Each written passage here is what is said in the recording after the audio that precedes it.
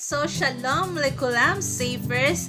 I am Grace Elaine De Velus, one of the leaders of Pastor Brian De Sena from Savers Worship International. I'm currently working here in Israel, and it's been almost 5 years working here as a caregiver. So today is year 2026, and I want to share to you the blessing about the first fruit. And today is your chance to know the secrets of true abundance and protection in our life. This is your chance to give your first fruit. Alright? Sino po dito yung excited na magbigay at magtanim sa Panginoon? Amen po ba? Are you all excited? Amen. Are you all excited? Say first. Alright, praise God. So, our scripture will be found in Nehemiah chapter 10, verse 35.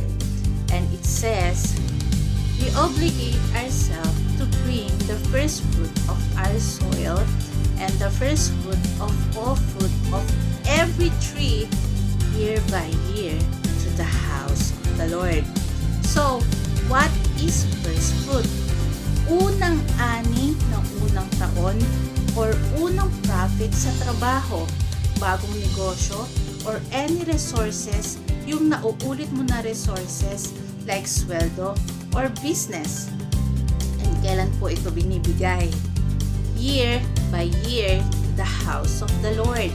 Or kahit hindi January, or kahit kapag may bago kang bukas na business or bagong trabaho, hindi ito pinatatagal kasi nawawala ang concept ng first fruit.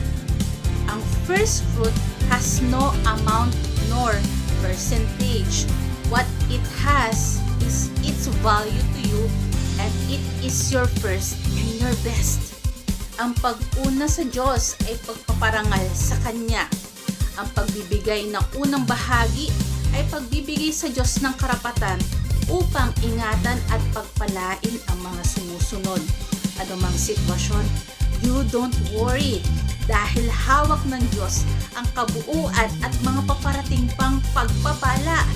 Kung gusto mo na ang Diyos ang hari at may-ari ng mga bagay na mahalaga sa iyo, like your life, your business, your career, your family, your relationship, italaga mo yan sa Diyos upang ariin ng Diyos na Kanya, upang walang manakit, gumalaw, at upang lalong maging blessed anuman yan. By giving your first fruit, they will also be blessed.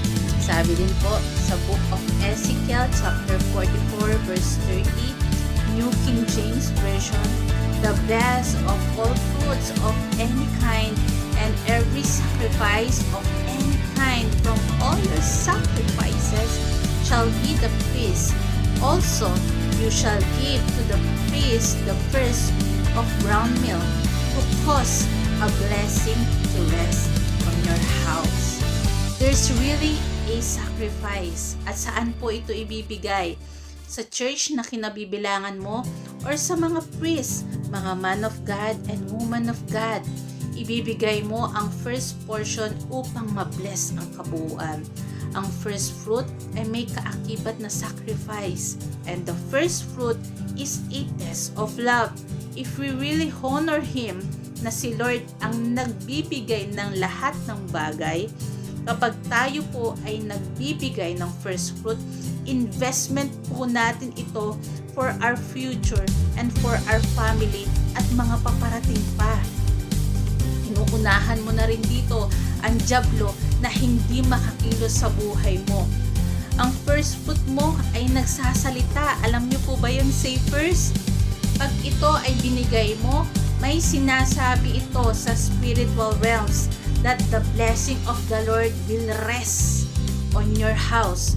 Rest means mananatili sa bahay mo, sa buhay mo, ang pagpapalang mananatiling hindi lang sa'yo, pati sa henerasyon.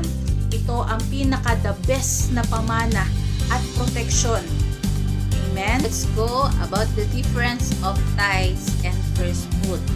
Sabi po sa Malakay chapter 3 verse 10, dalhin nyo ng buong buo sa templo ang mga tithes nyo para magkaroon ng pagkain sa templo ko.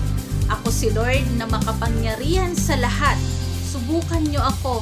Gawin nyo ito at bubuksan ko ang mga bintana ng langit at ibubuhos ko sa inyo ang umaapaw na blessing. Sino po may gusto nun? Amen. Yung tithes is your 10%. May specific amount siya na kailangan mong ibigay. Ang trabaho ni tithes is secured yung mga araw mo papunta doon sa next na ani mo. Yung first fruit naman is beyond your tithes. Kasi ang first fruit mo, ibibigay mo yung buong income mo sa unang pasok ng taon, sa unang buwan ng January. Ang result naman nito ay isecure ang buo mong taon. Kaya magugulat ka, may mga unexpected blessing na matitindi result ng first fruit mo. Ang first fruit ay pagpapahayag ng pagtitiwala sa Diyos. Hindi tayo nagtitiwala sa ating lakas, ang lakas natin ay ang Diyos. Kaya question, say first, who wants to be blessed? Amen? I'm praying for all our place of worship, church family, maging napakasagana ng buhay nating lahat. Ang sarap magbigay sa Diyos ng mga Diyos at Hari ng mga Hari.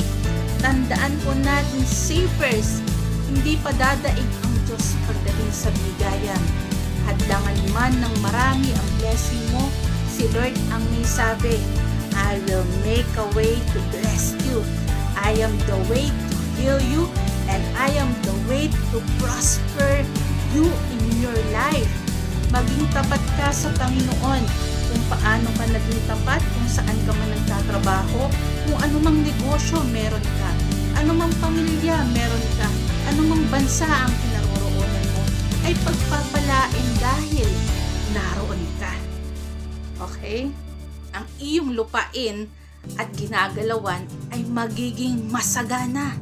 The process of giving above your normal tithe can help prepare you for God to make difference in your life. Kakaiba ka sa marami.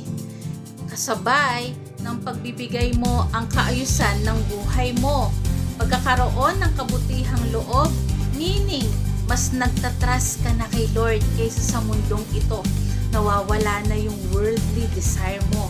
Karoon ka man ng challenges sa buhay, ang tendency na bumagsak at mawalan yung first fruit mo to God ang siyang magpo-protection at muling magpapabunga ng mas maganda kaysa before. Sino pong may gusto nun? And now, I wanna share to you guys my breakthrough story about giving my first fruit. When I started being faithful, giving my tithes and offering, hindi na po naging ganun kahirap ang pagbibigay ng first fruit. It was all started by faith while reading the Bible and pointing out to the Bible ang bansang gusto kong marating, ang bansang Israel, at malakaran at matapakan ng mga lugar na pinuntahan ni Jesus. Wala na po akong ibang bansa na hiningi kay Lord. Sinimulan ko po itong taniman ng 5 piso.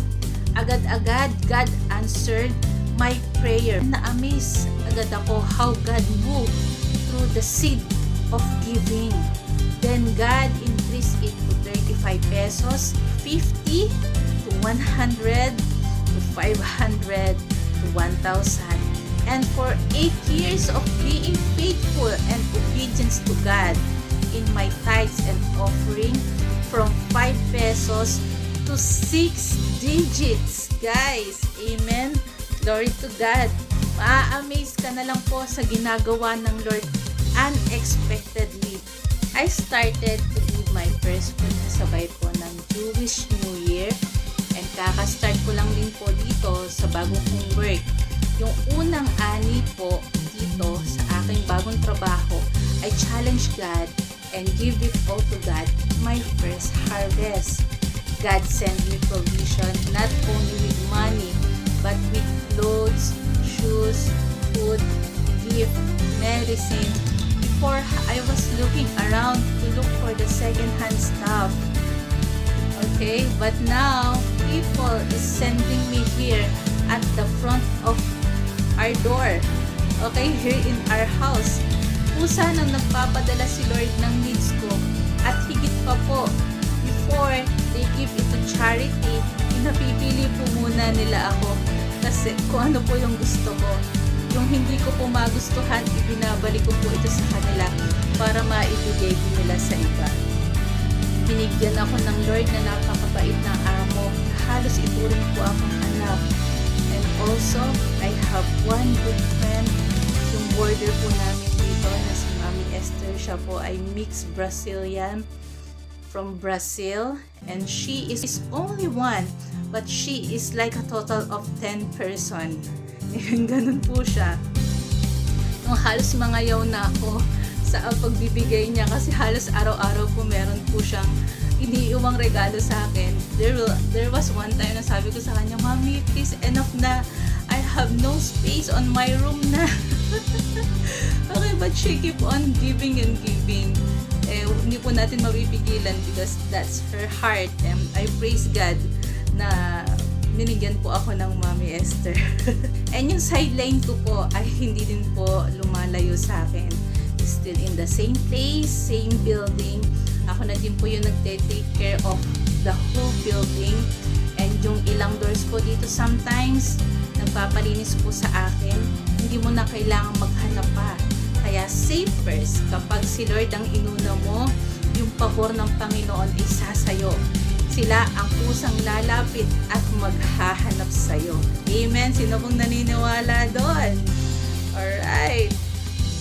And also, to my son, Kale, even wala ako sa tabi niya, continue po yung pagiging honor niya sa mga academics since kinder until up to the present. And ang pinaka nabe-bless po ako is that he is a Best Scripture Memorization Award. And mas marami pa po siyang alam na scripture kaysa sa akin. And even the 66 books, mas memorize niya pa po kaysa sa akin. Praise God. Ang makita ko po ang family ko, na makita naglilingkod sa Panginoon, ay mas higit na kagalakan ko kaysa sa material na bagay. Kung lahat ng magkakapatid ay working international for God's glory, ang bunso ko naman pong kapatid na babae ay always champion sa mga laban nila sa swimming. Provincial na po siya. Other sister is always winner sa mga pageant and competition na sinasalihan niya. And also, yung protection ng Lord sa amin. Last war, October 7, 2023 up to now, where God made me even more braver and stronger than before. After all these battles happened here in Israel, by giving our first fruit, pinoproteksyonan niya ang puso at kaisipan natin. Ang pinaka-the best na pinapasalamat ko sa Panginoon sa kabuuan ng lahat ay mabigyan po tayo ng magandang tahanan ng Panginoon and the place of worship church. Sino po yung masaya? So, alam niyo naman po, yung before and after ng simbahan natin, ito po ay bungan ng first fruit at pinakamainam na ani at handog natin sa Panginoon.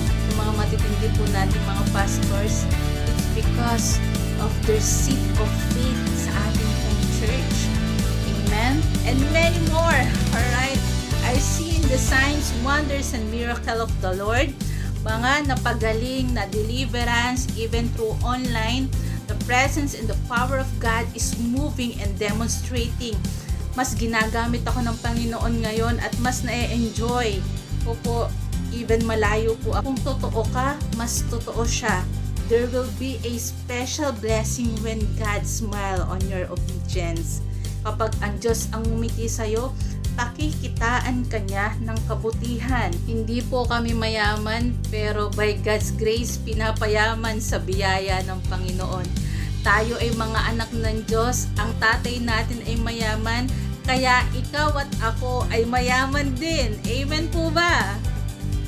So, say first, this 2026, this is your season of divine increase. Amen. Protect your seed. Again, God is challenging you. Subukan mo siya. Subukan mong magtiwala sa Kanya. Hindi ka man niya bibiguin. Greater increase and best things will surely be given and blessed to you. Since napatunayan ng Panginoon na totoo po siyang nagbibigay, nag-iingat, nagpapagaling, nagpapalaya, nagpapalayas ng demonyo, nagpo-promote at nag-i-increase, the Lord will promote us not only with work, salary, people, favors, gift, ministry, disciple, and blessing. This 2026, wala ka ng ibang masasambit kundi, wow! Grabe! It was you, God! Ikaw ang may dahilan ng lahat. Amen! By giving your first fruit, your tithes, your offering, meron po tayong sobra dyan sa inyong chair. Sa mga wala pa po dyan, you can ask Asher, your leader. At sa mga wala naman pong cash, meron po tayo ditong QR code. Ayan, meron po siya ditong GotMe account. And meron din po tayo ditong Gcash account. Siyempre, di ba? Para lahat tayo ma-blessed. Okay? So, bago nyo po yan itanim, please put prayer on your seat. Okay? Anong man yung prayer request nyo kay Lord bago nyo itanim with your whole heart. Okay? Taniman nyo na ng prayer. May pananampalataya. Anong gusto mong hingin sa Panginoon? Ano yung prayer request mo sa Panginoon? Okay? Kasabay ng pagkatanim mo ng iyong seat.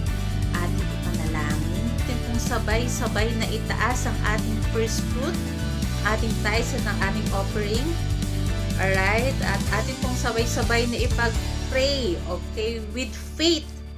Alright? So, come on, let's pray.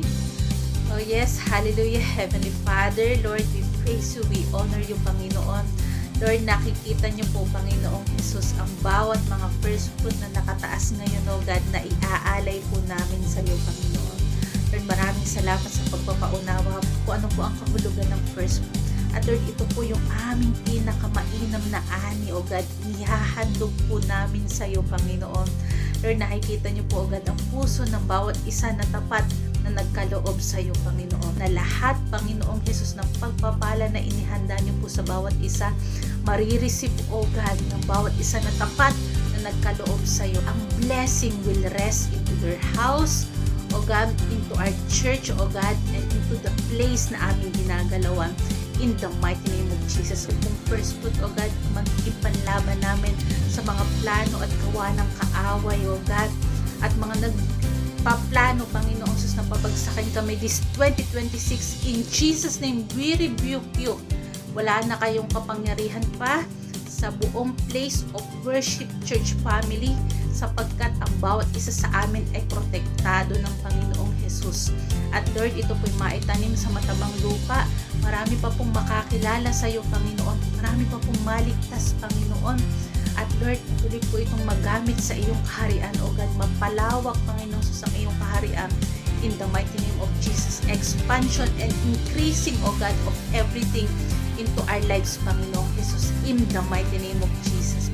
Sa kabuuan ng place of worship, O God, maging napakatagumpay ng buhay ng bawat isang naririto. In the mighty name of Jesus, O God. Lord, cover this whole first fruit, tithes, and offering with your precious blood, O God. Ikaw po mag-multiply nito, Panginoong Jesus. At magamit po, O God, sa iyong kaharian, Panginoon. Ito po'y para sa iyo, O God. Salamat po, Panginoon. Sa iyo po ang aming papuri, pagsambat, pagdakila. Sa pangalan ng iyong anak na si Jesus. Amen! Alright. Happy giving, savers! God bless you all. Happy New Year!